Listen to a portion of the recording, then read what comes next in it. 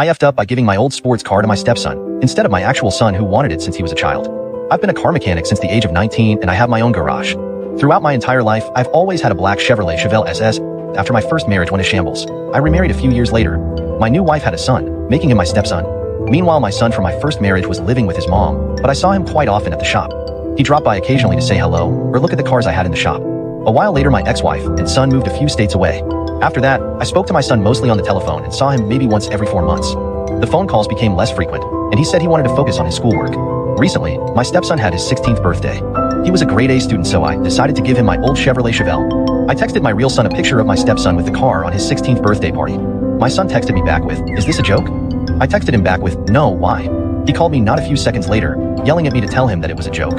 He told me that I promised him the car when he was 10 years old, that if he did well in school I would give it to him. The part that made me yell back at him through the phone was when he called me a lousy father that didn't care about his real